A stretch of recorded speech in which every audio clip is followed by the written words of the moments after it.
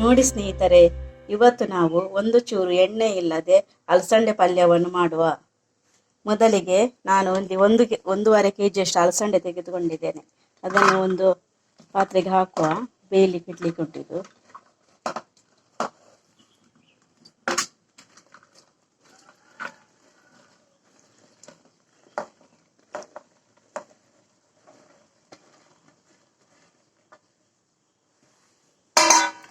ಇಲ್ಲಿ ನಾನು 3 ಟೊಮೆಟೊ, 2 ನೀರುಳ್ಳಿ, ಒಂದು 8 ಎಸಳು ಬೆಳ್ಳುಳ್ಳಿ, ಒಂದು 10 ಸಣ್ಣದು ಮೆಣಸು. ಇದು ಖಾರ ಉಂಟು, ಖಾರ ಇಲ್ಲ ಅಂದರೆ ಸ್ವಲ್ಪ ಜಾಸ್ತಿ ಹಾಕ್ಬೋದು, 8 10 11 ಹಾಕ್ಬೋದು. ನಾನಿಲ್ಲಿ 8 ತಗೊಂಡಿದ್ದೇನೆ ಸಣ್ಣದು ಮೆಣಸಿದು.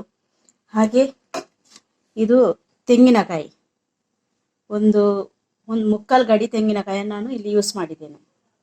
ಈಗ ಇದನ್ನೆಲ್ಲ ಒಟ್ಟಿಗೆ ಹಾಕುವ.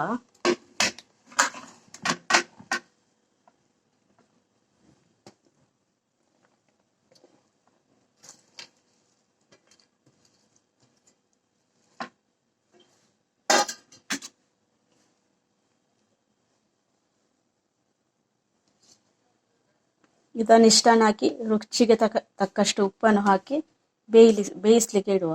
1.5 ಗ್ಲಾಸಿನಷ್ಟು ನಾನು ಇಲ್ಲಿ ಹುಳಿ ರಸವನ್ನು ರೆಡಿ ಮಾಡಿ ಇಟ್ಕೊಂಡಿದ್ದೆ. ಇದಕ್ಕೆ 1 ಕಪ್ಪಿನಷ್ಟು ಹುಳಿ ರಸವನ್ನು ಹಾಕ್ತೇನೆ.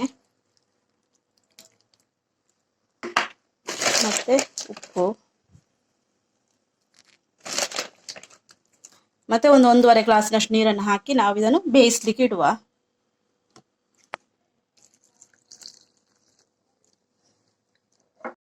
ಇದನ್ನೀಗ ಬೇಯಿಸ್ಲಿಕ್ಕೆ ಇಡುವ.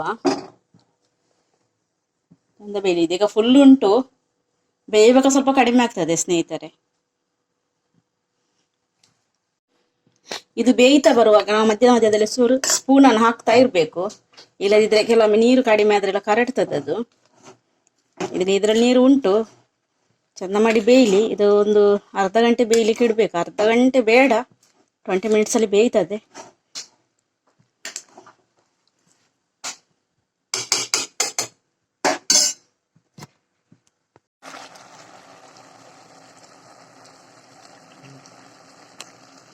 ನೋಡಿ ಸ್ನೇಹಿತರೆ, ಅಲಸಂಡೆ ಪಲ್ಯ ಬೇಯ್ತಾ ಬಂತು. ಇದು ಬೇಯ್ತೀಗ. ಇನ್ನು ಇದನ್ನು ನಾವು ಊಟ ಮಾಡುವ.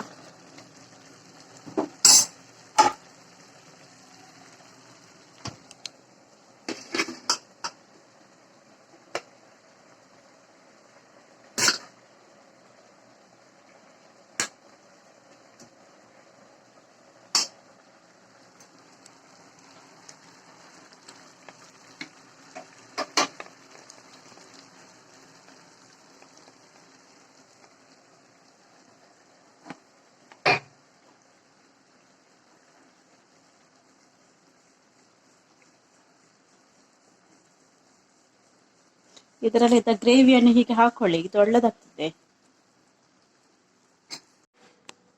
ಸ್ನೇಹಿತರೆ. ಅಲಸಂಡೆ ಪಲ್ಯ ಮತ್ತೆ ಅನ್ನ ರೆಡಿಯಾಗಿದೆ. ಇನ್ನು ಊಟ ಮಾಡುವ. Thank you.